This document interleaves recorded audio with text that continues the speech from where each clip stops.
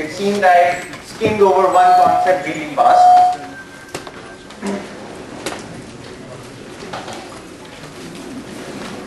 What we were basically discussing in the previous lecture was that if I had a charge plus q, a point charge, I drew a sphere around this object, and the center of the sphere is the location of the point charge, then there is a certain flux through the surface. Let's call that flux phi.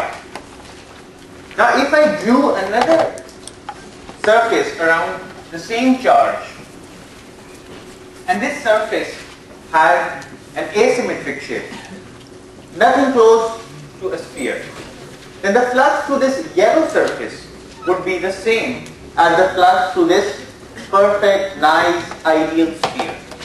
And this is something we proved.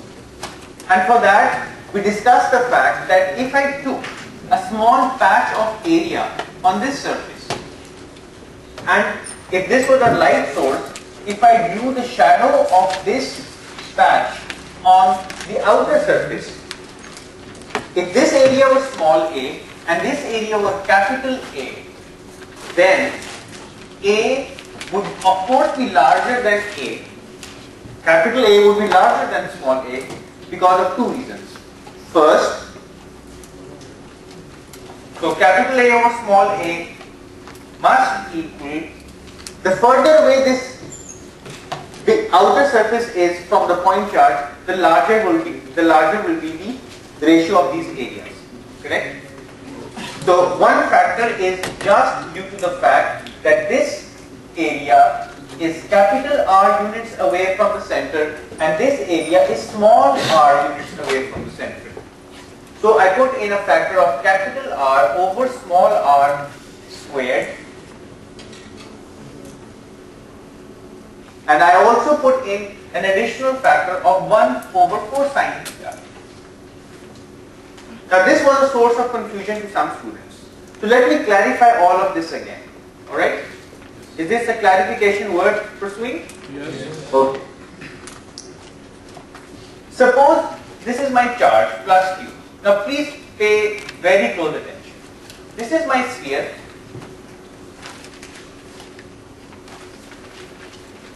The radius of this sphere is small r. Then I draw another sphere whose center is also the point charge. Now this sphere has a radius capital R. If I take a small patch,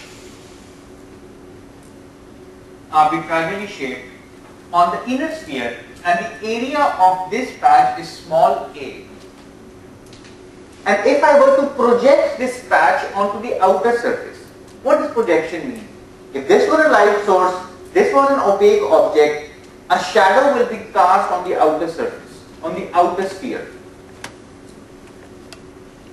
This shadow will be bigger in area, right? Suppose this area is capital A. Now the inner surface is a sphere, the outer surface is also a sphere. Alright?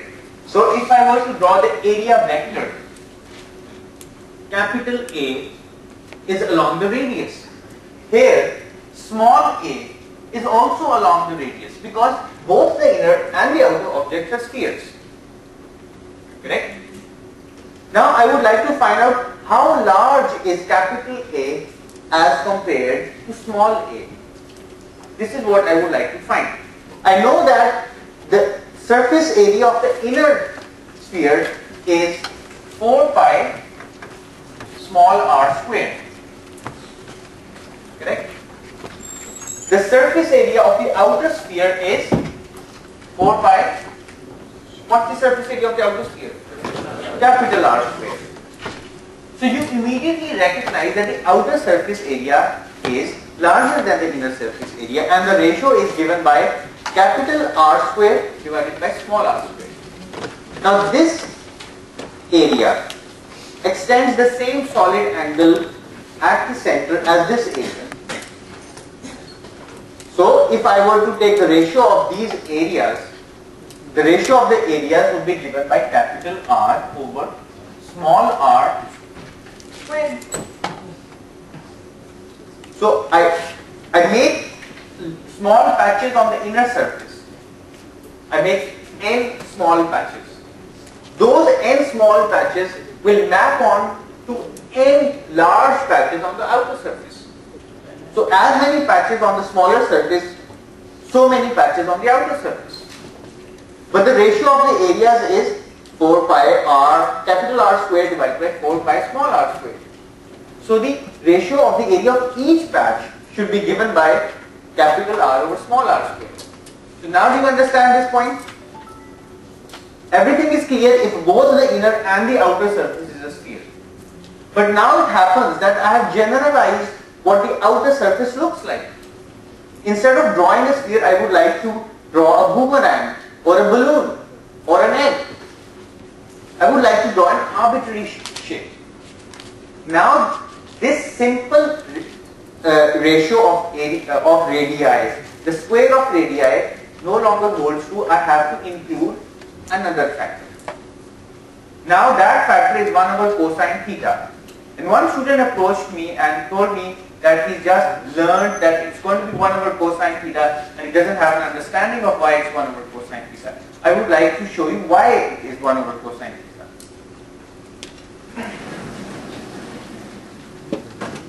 But let me start with a simple example. Suppose I have a rectangle and I'm looking at the rectangle from its side. So if I look at the rectangle from the front, it has a width W and a length small l. So this rectangle I'm looking from the side, so this length is small l.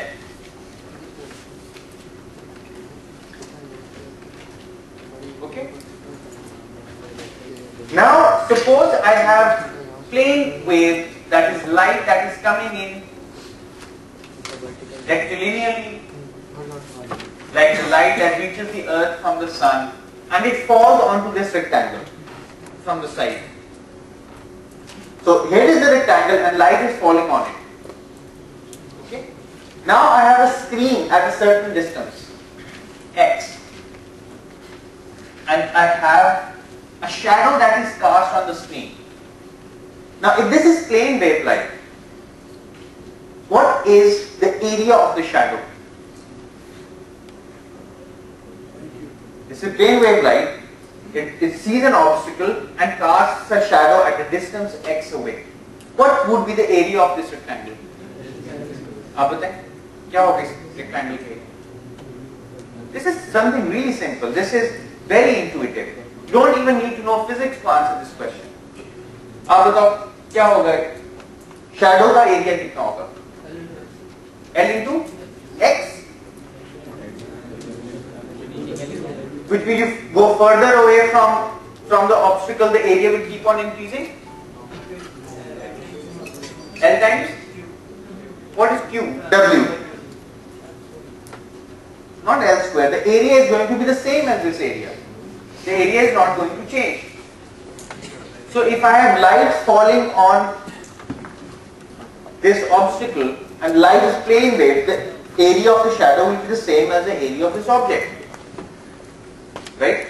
So if I look at the shadow from the front, its area is still going to be L times W. This is L, this will still be W. This area, capital A, will be the same as this area, small a. Because instead of a point source, we have light that is coming in as a plane wave. Right? And this is not a sphere, this is just a straight surface. This is just a straight surface. And light that is coming in parallel will cast a shadow of the same area as the object. If you ignore diffraction effects, which means if you ignore the umbra and the penumbra that is generally formed in shadows. Anyway, this area is going to be the same as this area. Agree? This is just something intuitive. There's really no physics behind it. Okay? Now what I do, is the following. I have the same obstacle of length L, height, width W, area small a is LW, and now my screen is not parallel to the obstacle, rather it makes a certain angle. Okay? Now light is still coming in as a plane wave.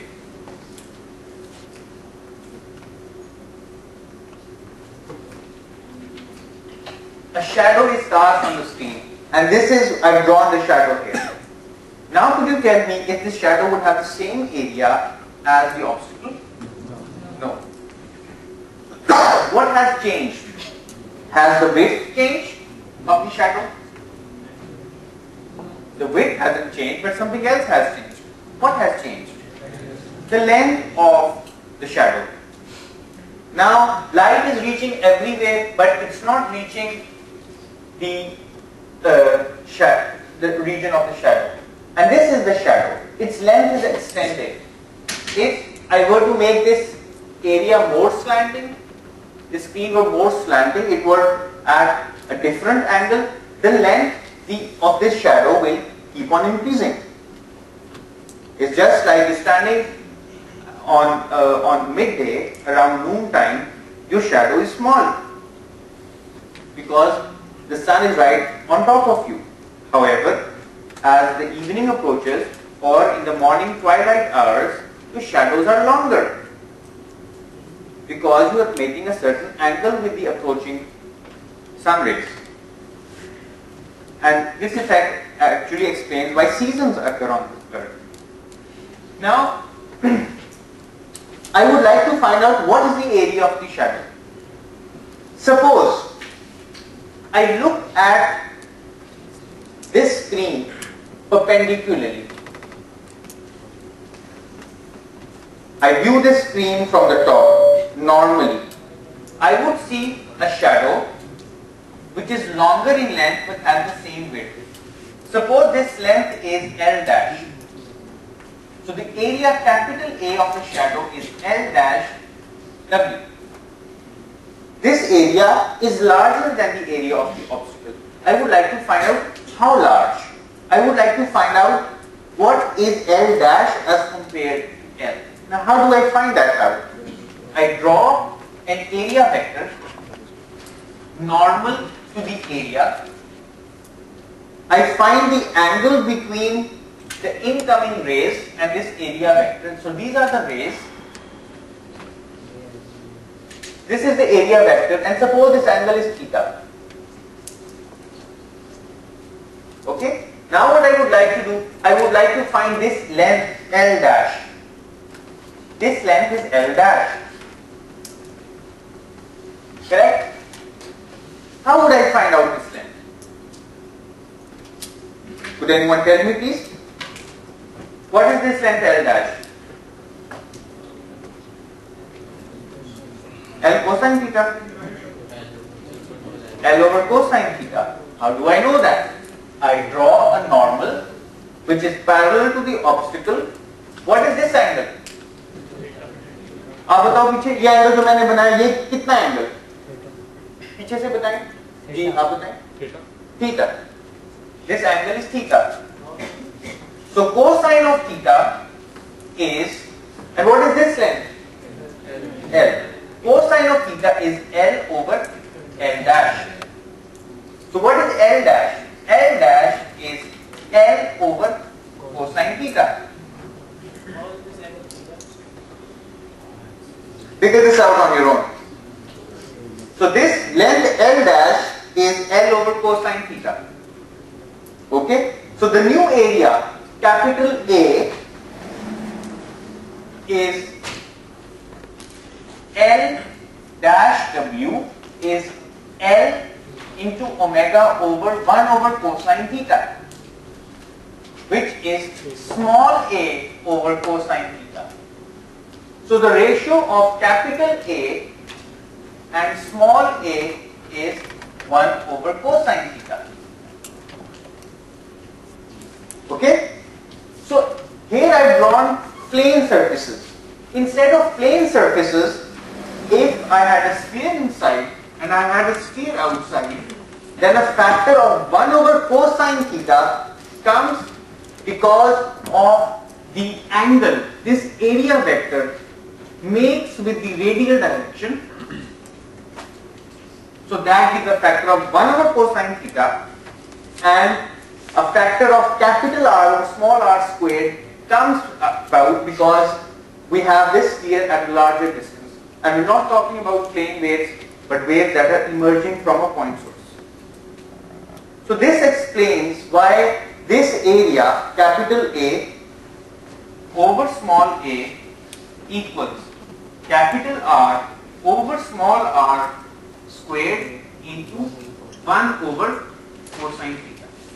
Okay? And we use this reasoning to describe that the flux through this inner surface is the same as the flux through the outer surface. Right? And that flux, phi, was actually equal to Q over epsilon naught. This was the total flux through the surface. So if I draw a point charge plus Q, I draw a surface like this. The flux through this surface is going to be Q divided by epsilon naught. If I draw a surface like this, the flux is still going to be through the bigger surface, it's still going to be Q over epsilon naught. If I do a surface like this, the flux through this surface is again going to be Q over epsilon naught, and this is what is meant by this Gauss's law. The Gauss's law is simply a statement of the fact that if you have a surface in 3 dimensions, remember a surface is a plane, right? And that surface has a charge inside, Q. Then the total flux through that surface does not depend upon the shape of the surface, nor does it depend upon the size of the surface. It just depends upon how much charge is enclosed in the surface, divided by epsilon naught. This is called the Gauss's law. So I give you half a minute to just assimilate this, and then we look up plenty of examples of this and implications of what this means.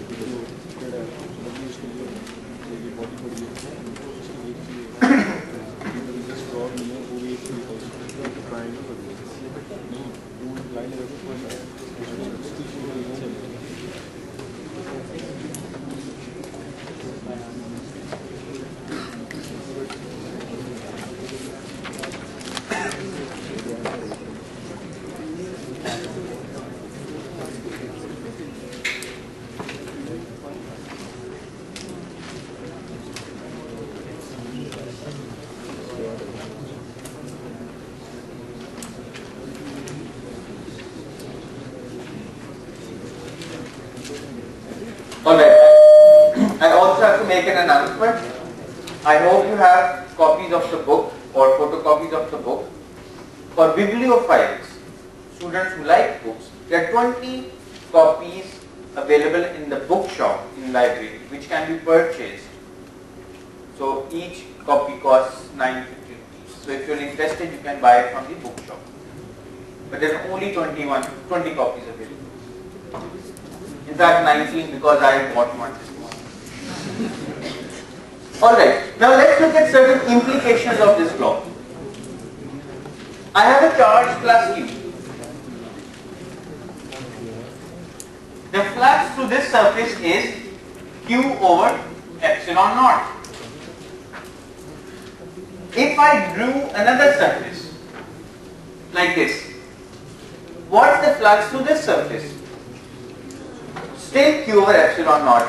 So this charge does not have to be in the center of the enclosing sphere for surface. And the surface need not be a sphere. It could be arbitrarily shaped, fancifully shaped. And the charge need not be in the exact center of that volume. It could be anywhere.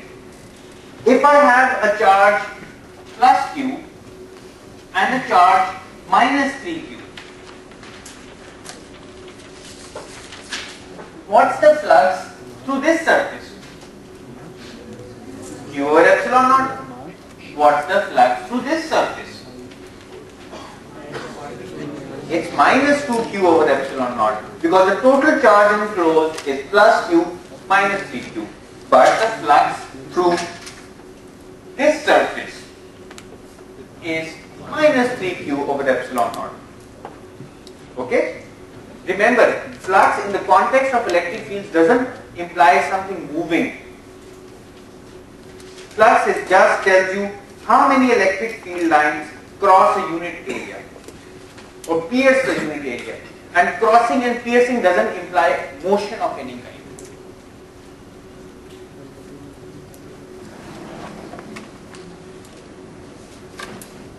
Suppose I have a charge plus Q and I make a surface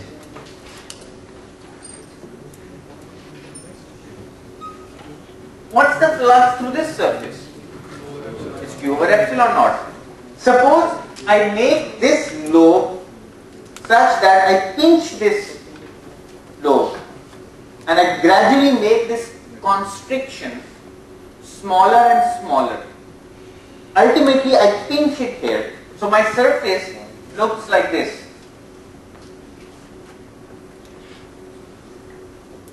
So I have a dumbbell in which this area is 0. So what's the flux through this lobe? 0. Because all the flux is actually passing through this lobe. And none of that flux can pierce this lobe. So if I have a surface area that does not enclose a charge, then the flux to that area must be 0. But that does not mean there are no charges nearby. There could be charges nearby. For example, this area could be above a sheet of charge,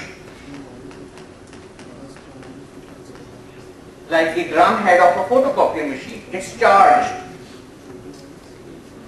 Now, the flux through this surface is 0 because it does not enclose any charge. उसके अपने दामन में कोई charge नहीं, इर्द गिर्द हो सकता है, अपने अंदर कोई चार्ज नहीं. Which means that these charges will indeed produce electric field lines. They will have an electric field. So this is how I will draw the electric field. But the flux through this surface is still 0. Why? आप बताओ क्यों flux इसमें से 0 है? क्योंकि इसके अंदर कोई चार्ज नहीं है. ये तो गॉसेस लॉ है. लेकिन इसको इंट्यूटिवली कैसे बताएंगे आप? इंट्यूटिवली मतलब गॉसेस लॉ ना पढ़ाओ आप, तो आप कैसे बताएंगे इसमें से फ्लक्स 0 है? सोचो, आप बताएं. Charges are flowing. I mean, the flux is flowing into the surface, not out. No. By the way, don't say flux is flowing. आप बताएंगे. Because the number of field lines entering the surface are equal to the number of field lines. Right. And when will the incoming field and the outcoming field line, will they be imbalanced? When there is some charge inside. So if there is some charge inside, suppose there is a negative charge inside, then these field lines will actually terminate on this charge. So there will be more field lines entering than leaving the surface. And then there will be some net flux through the surface. Okay? So this Gauss's law is a really simple law, and it is based upon the assumption that Coulomb's law is inverse square relationship. G. The charge is placed on the surface line and placed on the surface. Then there is no flux through the surface. Yeah. The flux at the point of the charge is assumed to be 0. Said in this process where we have put a negative charge inside that shape, will it follow the Gaussian law? This shape, will it have a net flux equal to Q over E naught? Yeah, it's going to be minus Q over this epsilon naught. Yes. Good question. And what if we have placed a positive charge? If you place a positive, it's going to be plus the charge over epsilon naught, the flux to the surface. So the flux to the surface is independent of what charges are outside the surface. And remember, this surface, all of these surfaces are hypothetical. Right? They need not be physical surfaces. They are just our imagination. And what good are they for? I will look up at lots of examples describing what good are they for. Right, I will can take one more question. Up.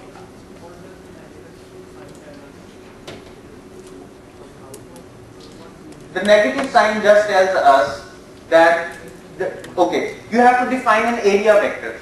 If I take this surface, the area vector is pointing outwards. Right? This is a convention. So the area vector points from inside to outside. So if the electric field is going from inside to outside, the flux is positive. If the electric field lines are coming from outside to inside, the flux is negative. Okay? अब थोड़ी सी और आगे चलते हैं, थोड़ा सा और complicated करते हैं system. Question is, after all, what good can come out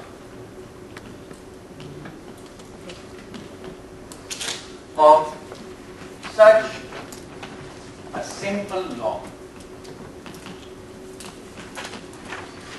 It's too good to be true. Is there any advantage to this? It's such a simple law. Can we do something useful out of this law?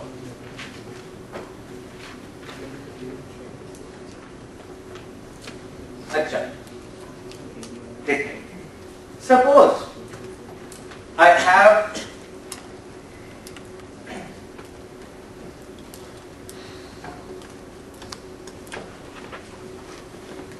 a ring of charge, a positively charged ring.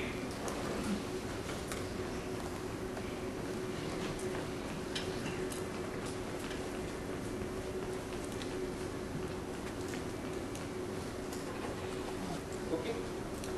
First question, is this charge, suppose the charge is uniformly distributed on this ring.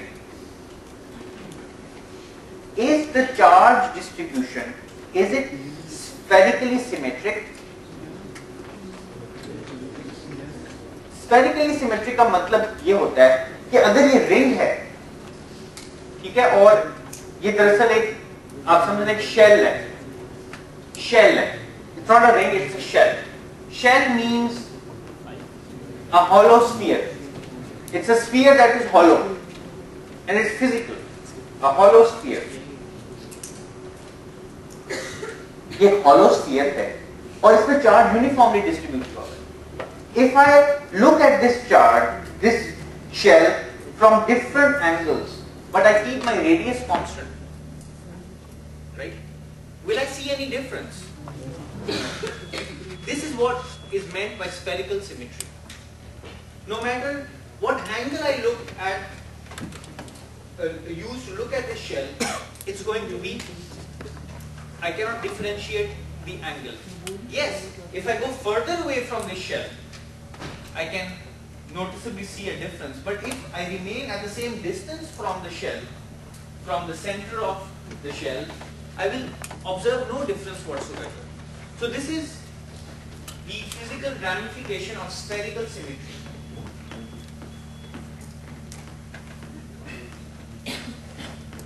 So charge is indeed spherically, symmetrically distributed on this shell, on this surface. Now it's a physical surface. Now if I draw a hypothetical Gaussian surface inside, what's the flux through this Gaussian surface? Zero. If the total charge on this shell is plus Q, and I drew a hypothetical Gaussian surface around this shell, what's the flux through this surface? Q over epsilon naught. this surface can also be of arbitrary shape. The flux through this egg-shaped object will still be q over epsilon naught. This is the meaning of the Gauss's law. But I would like to do something useful now. Let's take this Gaussian surface. I call this surface S. Okay, because I want to differentiate it from this surface and from this odd looking surface. Now what I would like to do, if there is spherical symmetry, there is going to be some electric field along this sphere at all points of the sphere. First question. Suppose I take a point on the surface S, P, any point. I can take any point on the surface and I can take an infinite number of points because all points are the same, they are on equal footing. That's the meaning of spherical symmetry. And I would like to find the electric field E at point P. But I want to use Gauss's law.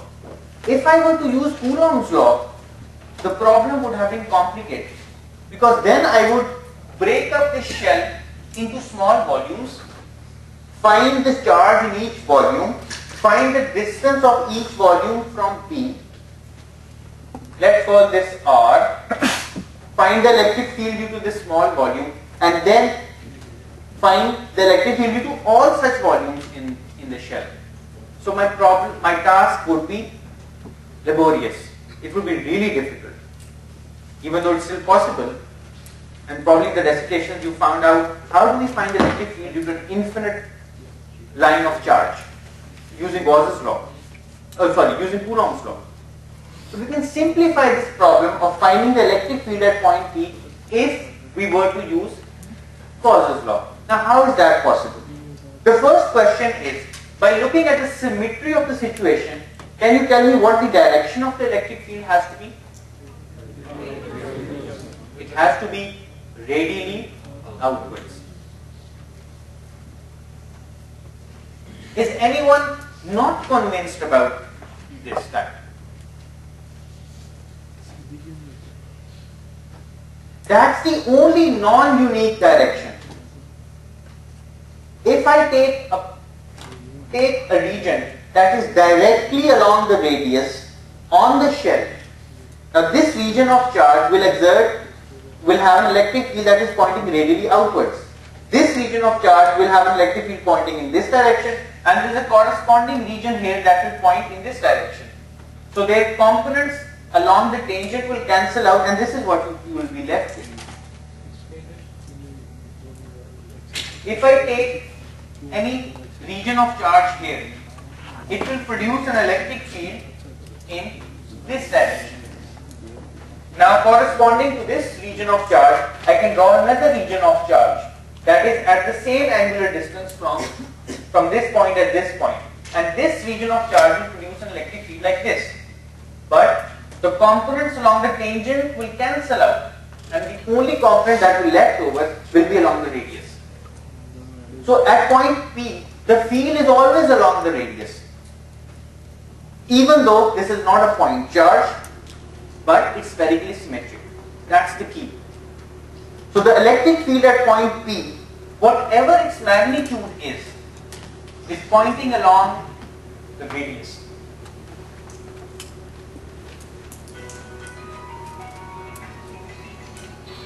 Alright, so this is the electric field. I need to find out what's the value of EP. ये ball points को please click ना करें, disturbance होती है. So I need to find out this value of EP, the magnitude. Alright. I need to, for that purpose, I would like to use the Gauss's law. But the Gauss's law states that I have to find the total electric flux through the entire surface, which has many P points. Okay? So I break up this Gaussian surface S into small areas. Each area I denote by D, A. And what's the direction of dA? It's radially outwards, because I've drawn a Gaussian surface which is spherical.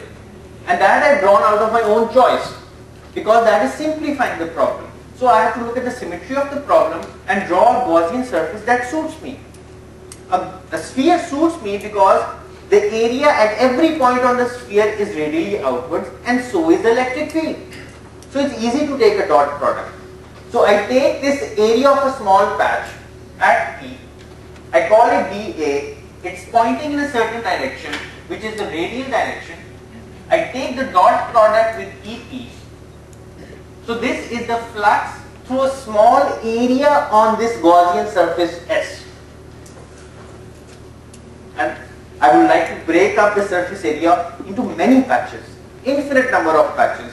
So I put in an integral here. I worry about the limits later.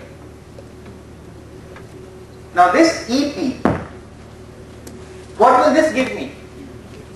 What will this give me? It's going to give me the total flux F5 through what? Through S.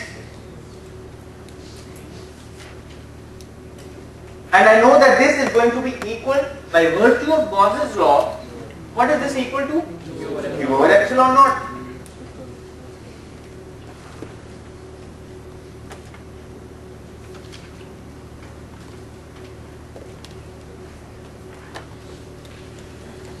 Okay? Now I would like to look at the left hand side. EP has a certain magnitude, EP, and a certain direction R, dA, R, and I want to integrate over the surface S. Right? I want to integrate over the surface S, which means I would like to take all the patches on the surface S. Correct? And that will give me the flux, which is equal to capital Q over epsilon naught. Alright? So, is the electric field, now I'm fixing the distance R.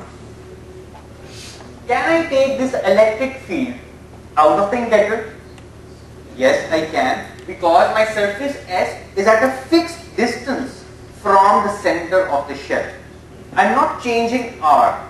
If I'm an ant, God forbid I'm an ant, but if I were an insect that lives in a flat land, in just a two-dimensional surface, and I were to move on the surface of this hypothetical sphere S, at every point I will feel the same electric field.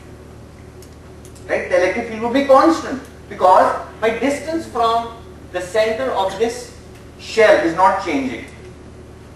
Okay? I'm on a sphere. That's different. We'll come to that. Okay? So, but right now we're talking about the surface capital S. So, I feel wherever I am on the sphere, I feel the same electric field. It's constant for me because I'm not going away or towards the ring of charge, the shell of charge. Right, but that's why I'm not taking it out of the integral.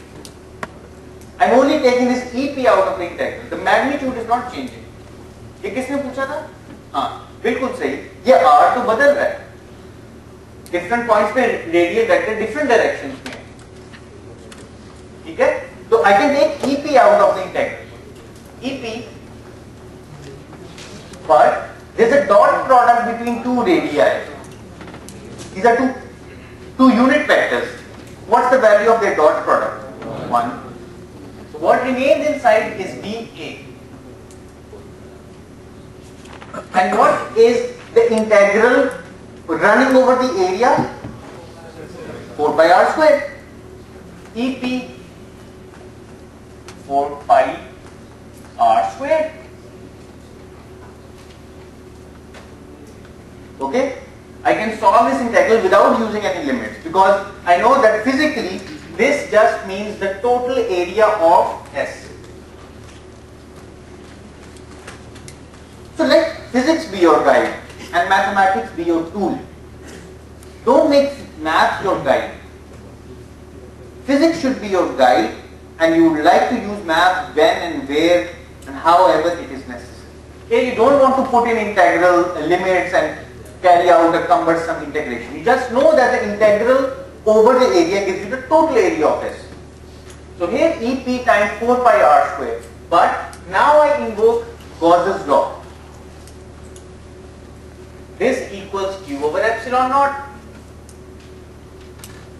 which also means that EP, the magnitude of EP is given by 1 over 4 pi epsilon naught Q over r squared.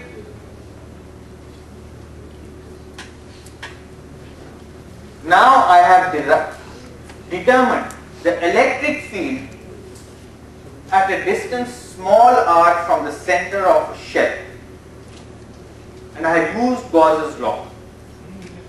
And it turns out that if this shell, if I made a smaller shell like this with the same charge, the same amount of charge, would the electric field change? No. Would it change? If my distance small r from the center remains the same, would the electric field change? No. If I compressed all of this charge to a point, would the electric field change? No. So this result that I have derived here is the same as if all the charge plus Q is at the center of the Gaussian surface. Right? And so on the surface everything appears to look like a point charge. But this only holds true for spherically symmetric charges. The same example holds if you're on the earth. There's a gravitational potential energy, you feel a gravitational pull. But that pull does not depend upon the radius of the earth. You feel as if all the pull is coming from the entire mass of the earth concentrated at the center of the core of the earth. Okay? That's what you feel.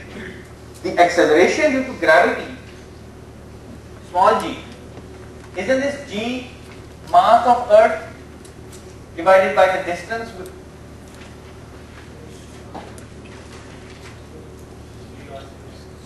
GME over r squared? So it doesn't depend upon the radius of the earth. This is the distance of where you're measuring the acceleration due to gravity from the center of the earth. It just has the mass of the earth, which acts like charge in gravitational examples. This acts like 1 over 4 pi epsilon naught. This capital G, the gravitational constant. So there is a complete one-to-one analogy between electrostatic forces and gravitational forces. And what's the origin of this analogy? Could anyone tell me from here? What's the origin? What's the underlying principle that makes this analogy? Yes, the 1 over r squared dependence of forces from a charge and from a mass. That makes the analogy. In fact, there would be a Gauss's law for gravitation as well. But remember, this charge has to be spherically symmetric. Alright, yes, I can take one question. What you're saying is that if the center of the near ring did not coincide with the center of the outer, then this will not hold true. But the flux will still be equal to Q over epsilon naught. Remember this. No matter where this charge is inside this sphere, the flux will still be Q over epsilon naught, but then you will not be able to find out the electric field because it's the symmetry of the problem that is allowing you to simplify. If this outer sphere were not, surface were not a sphere, rather this balloon shaped or pear-shaped object, you wouldn't be able to find out the electric field. Because one, the electric field will be different at different points on the sphere. You cannot take the electric field out of the integral then. So you have to choose a Gaussian surface that is hands in glove with the charge distribution, that matches the charge distribution. You have a spherically symmetric charge distribution, choose a sphere as your Gaussian surface. Okay? Now I would like to look up at another example. Suppose I have a charged sphere.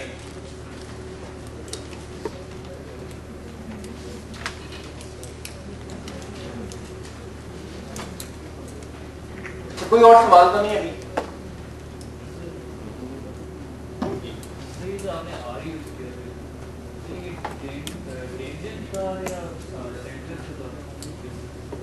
मैं ये बताना चाहती कि अगर आप coulomb law इस्तेमाल करें तो आपको डिस्टेंस चाहिए होगा इस पॉइंट का, ये डिस्टेंस है जो भी आप नाम लें, S कहते हैं, Q कहते हैं, D कहते हैं.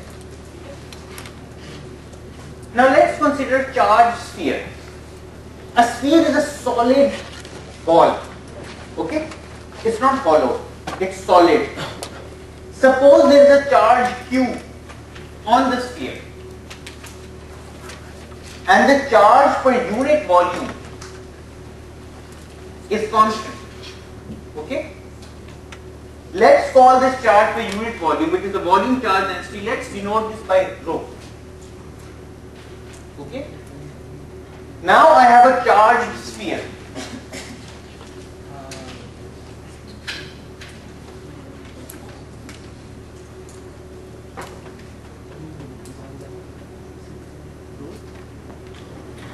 Remember, one advantage of the Gauss's law is that if you are able to measure the electric field at some point, you can tell what charge is inside that particular area.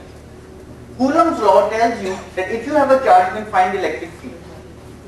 The Gauss's law can also help you go the other way around. If you know the electric field on the surface of a sphere, and this charge is known to be spherically symmetric, you can tell what charge is inside this field. Okay, so knowing the electric field, you can tell what the charge is. So the Gauss's law helps you go the other way around as well. So charges are generally difficult to measure. Fields are easier to measure, perhaps, experimentally. So you measure the field, and from that you can predict what charge is inside this volume. Now suppose I have a charged sphere of radius capital R.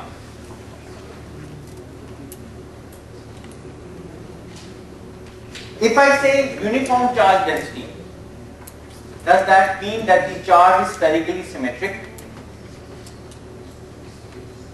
Yes, it does. Uniformly distribution of charge means that if I were to take a shell inside this sphere, right?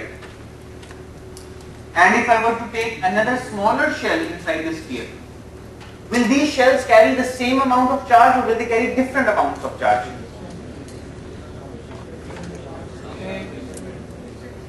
Same कौन कहता है? ये देखो एक yellow shell बनाया, एक sphere है, पूरा सॉलिड है, इसके अंदर एक येलो शेल बनाया, पतला सा एक हॉलो स्फीयर बना दिया और एक पिंक रंग का बना दिया. अब जो पिंक शेल है इस पे चार्ज और येलो शेल पे चार्ज एक सा होगा या डिफरेंट होगा? सेम होगा, डिफरेंट होगा. यूनिफॉर्म चार्ज डिस्ट्रीब्यूशन है. कौन कहता है सेम होगा? कौन कहता है मुख्तलिफ होगा? Yes, it will be different because this yellow shell has a different volume than the pink shell. So more volume means more charge because what is constant is the charge per unit volume. Okay? So spherical symmetry or uniform distribution of charge does not mean that the charge distribution is constant along the radius. It only means that at one radius, no matter what angle you are at from the surface, the charge is still the same. So if I were an ant and I were to move on this yellow surface, I would see the same charge and I would all come across the same amount of charge per unit of area that I traverse. मैं 4 कदम लूंगा, मैं उतना ही charge हमेशा देखूंगा. मैं आगे किसी भी एंगल पे चलता जाऊं, 4 कदम में मुझे उतना ही चार्ज से वास्ता पड़ेगा. That is the meaning of spherical symmetry, but that does not mean that the charge is constant along the radius. This has a bigger radius than this pink shell. The amount of charge on this yellow shell is larger than the amount of charge on this pink shell because this yellow shell has a bigger volume. It's at a higher distance. Volume is proportional to r cube, the distance from the center. Okay? So now what I would like to find out, I would like to find out the electric field at different points using Gauss's law. First question, is the charge spherically symmetric? Yes, it's uniform, it's spherically symmetric. Spherically symmetric. So what kind of Gaussian surface should I draw? A sphere that is centered, whose center coincides with the center of this charged sphere.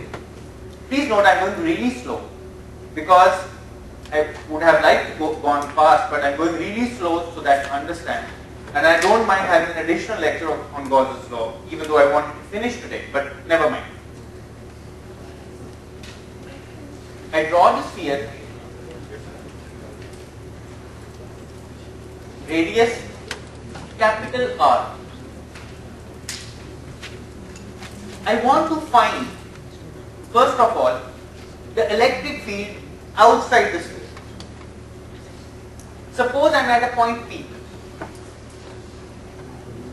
The distance of this point P, I denote this by small r. If my small r is greater than capital R, I am outside the sphere. I want to find the electric field at P. Okay? So the first part is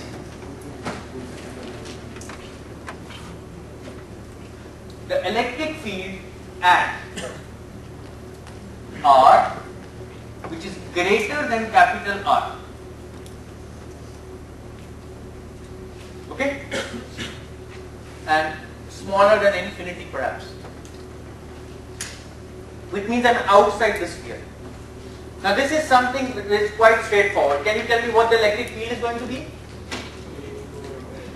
It's just going to be 1 over 4 pi epsilon naught Q over which r square? Small r square? Yes. The field is radially outwards.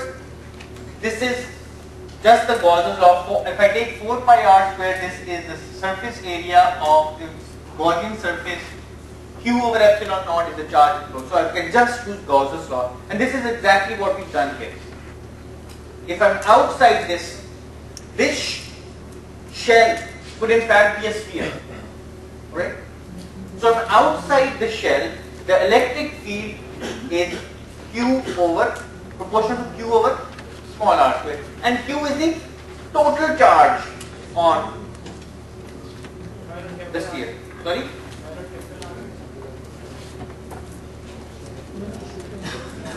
Because here 4 pi r square is, r is the radius of the Gaussian surface which you draw. Here you can draw, what kind of Gaussian surface can I draw? I can draw a sphere that passes through P, right? So its radius is small r. Its radius is small r, so its area is 4 pi small r square. So I have found the electric field outside the sphere. This is outside the sphere.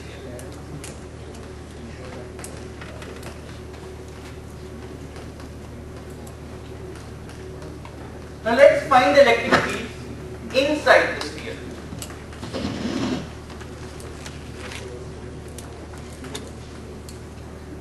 Which means that I would like to find the electric field at R, which is smaller than, mobile phone ना इस्तेमाल करें class में, small r, that is smaller than capital R and is greater than 0. It could be equal to or smaller than capital R. Alright? Now I want to use Gauss's law again. Now I draw this point P is now inside the sphere. I want to find the electric field here. Again I would like to draw a Gaussian surface. Since charge is spherically symmetric, I would like to draw a sphere. Again, because I know that any such point P the electric field is pointing radially outwards, and so is the area of a sphere that is centered at this point. So I draw a hypothetical sphere, a Gaussian surface that cuts P and whose center coincides with the center of the charged sphere. Again, I would like to use Gauss's law.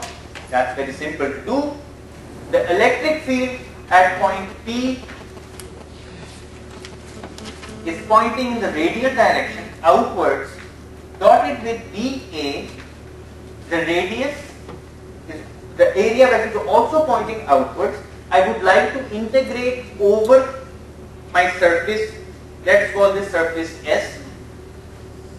This is my S, right? This is my charged sphere. This is the flux through the surface.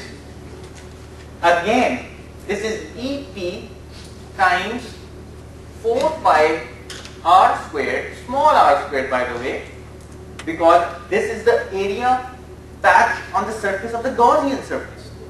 This must equal, by virtue of Gauss's law, the charge enclosed divided by epsilon naught. So 1 over epsilon naught is easy to write. I would like to find the charge enclosed. Could you raise your hands and tell me what the charge enclosed is going to be inside this Gaussian surface?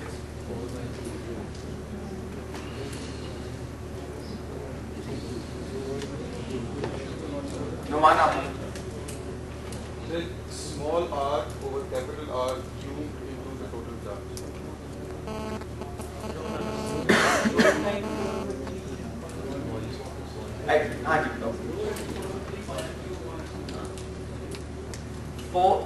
कौन सा R cube? Right. So I need to find the charge inside this boundary. And I know that the charge per unit volume is rho. I would like to multiply this charge density with the volume.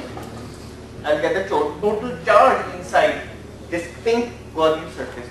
That is 4 over 3 pi small r cube. Remember.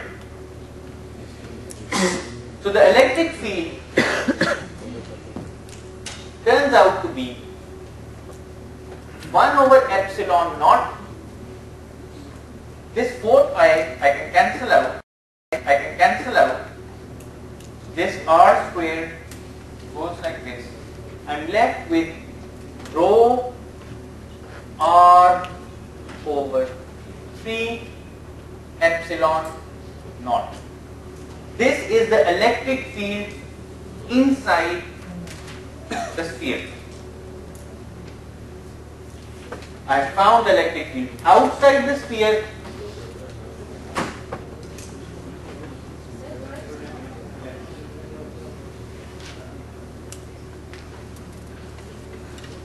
This is the electric field inside the sphere. Now what I would like you to do, अभी पहले मेरे सवाल में जवाब।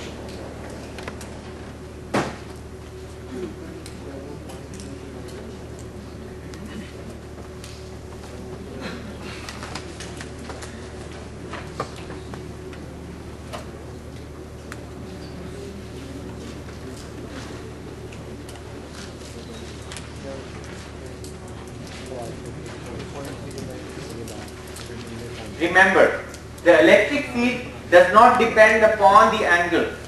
Where you're on a surface, wherever you are on the surface, whatever latitude and longitude you're at, that changes the angle. The electric field remains the same. However, moving further away or towards the center of this charge distribution does change the electric field. ये मतलब है spherical symmetry का।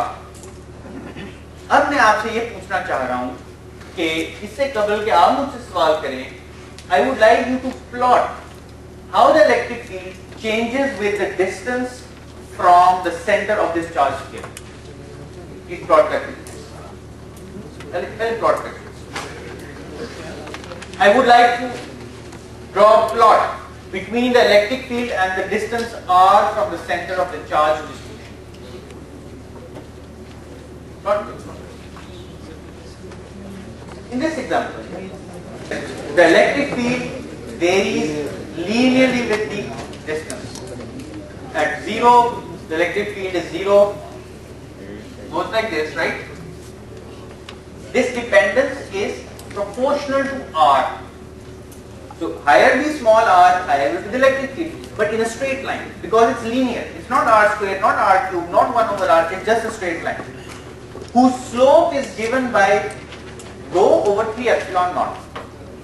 And after capital R, that is outside the sphere, the field falls off like in a 1 over r squared fashion.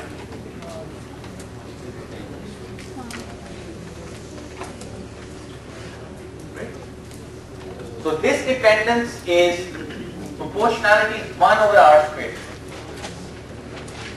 So what happens here? What's the electric field at the surface of the sphere? It's going to be E at the surface, but then E at the surface is, I can just replace this small r with a capital R. Rho capital R over 3 epsilon naught. But what is this rho? This rho is charge over 4 over 3 pi capital R into R over 3 epsilon naught. I get 3 Q, this 3 actually goes away.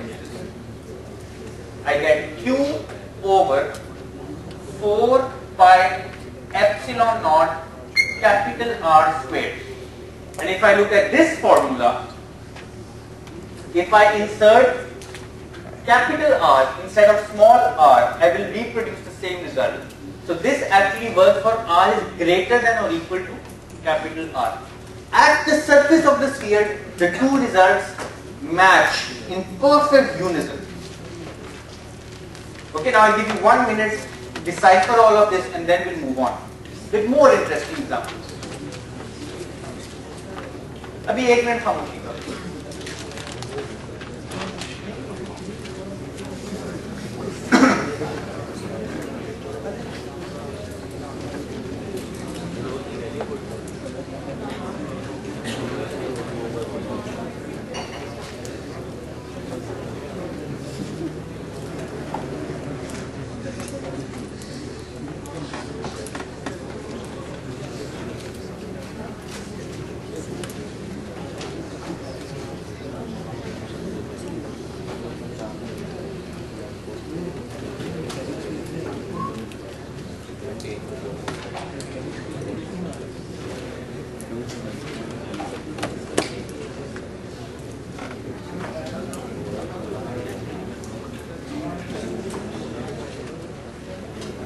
Alright, one more example of using the Gauss's law. Suppose बात सुनी इधर देखें.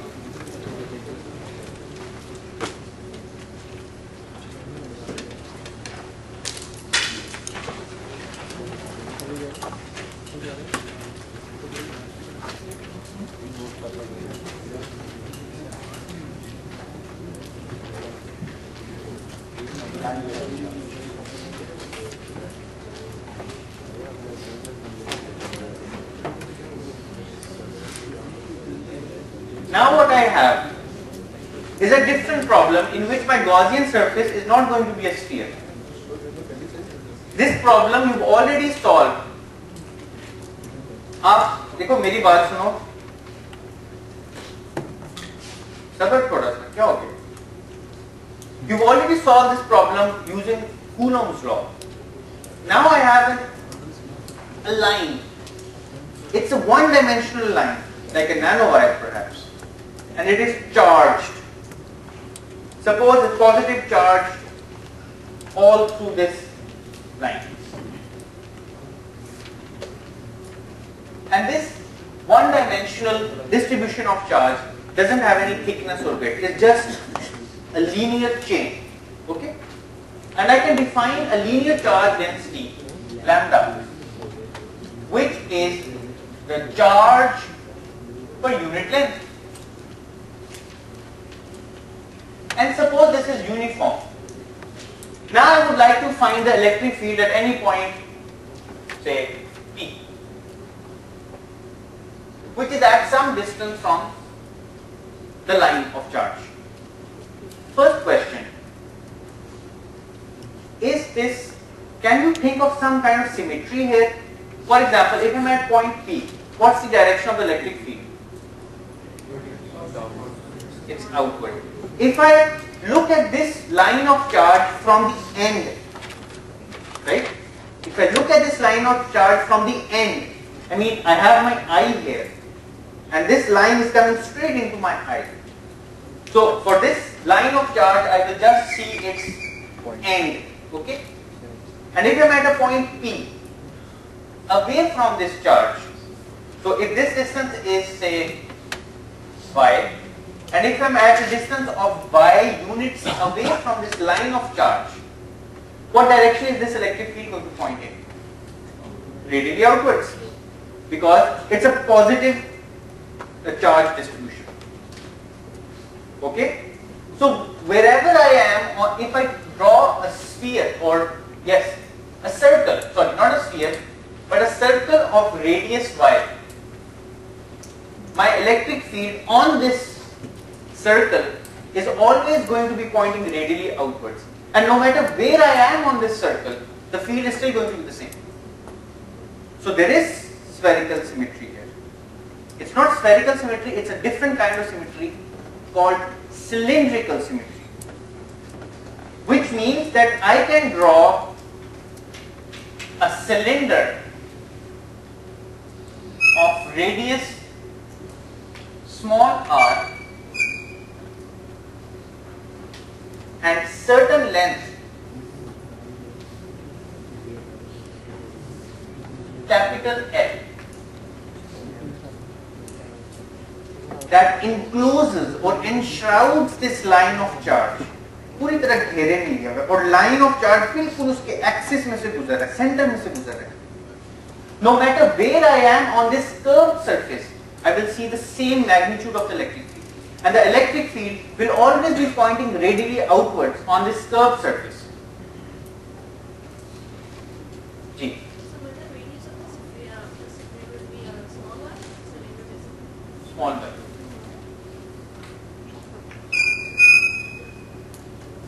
Ji. I'm not right. I have chosen a Gaussian surface.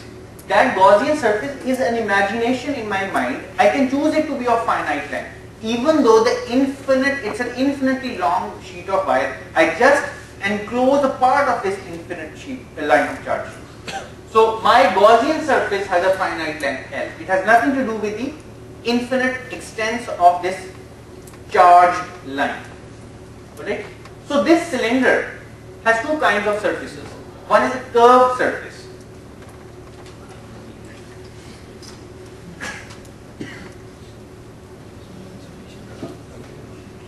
Right? This is a cylinder. So this is a curved surface. This one. And the line is of charge passing straight through the axis of the cylinder. So it has two kinds of surface. One is the curved surface, and the other is its end caps. The right and the left cap. This surface is a closed surface. Remember, every Gaussian surface is a closed surface. So if I put a cap here, it's a cylinder, and I've drawn this cylinder here, and the line of charge passes straight through its axis. So at any point on the curved surface, the electric field is going to be the same. Now, and I know that on the surface, okay, what is the flux through, okay, Gauss's law tells me that the total flux through this Gaussian surface is going to be the charge enclosed divided by epsilon naught. Alright, so this means that flux through the cylinder is actually equal to the flux through the end, through this end cap, plus the flux through the end cap on the other side, plus the flux through the curved surface. This is the total flux through this Gaussian surface. Now, what's the flux through this end cap? What is the direction of the area of this end cap? It is like this. A of the end cap is parallel to the axis. So, but what's the direction of the electric field lines? It's along the radius. So, what's the angle between this end cap's area and the electric field? 90. So, there will be no flux passing through this end cap. Neither will be any flux passing through the other end cap. So, this is 0 and this is 0. So, I just have to find the flux to the curved surface. Okay? That's not 0. Suppose I take this point P. The electric field is pointing in this direction, EP, and so is the infinitesimal area vector. dA is also pointing along the radius. Consider this circle. If this circle was the cross section of a cylinder, the electric field would be pointing in this direction and the area vector will also be pointing in this direction. So both of them are parallel. So for phi c, I can write EP along the radial direction into dA along the radial direction integrated over the curved surface. Okay? So this, now EP is a constant over the curved surface because of the symmetry of the situation. So I can take EP outside the integral, and what's the area, the integral of the area, which means the area of the curved surface? 2 pi y into 2 pi y into L. So this is the total flux through this Gaussian cylinder. But by Gauss's law, this must equal the charge enclosed by this Gaussian cylinder. What's the charge enclosed? What's the charge enclosed? Lambda into L, and I divide by epsilon naught. This L goes away. So that's why I can imagine a cylinder of any length, because it doesn't matter what length of the Gaussian cylinder I imagined in the first place. It just cancels out. So what I'm left with is the electric field EP at a distance of y from an infinite sheet of charge equals lambda over 2 pi by epsilon naught.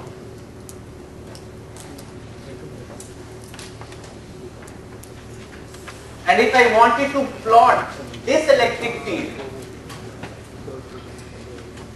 versus y, I will get a hyperbola.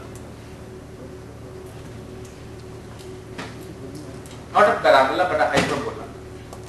So I go further away from the infinite line of charge, my field falls off as 1 over y, where y is the distance from this line of charge.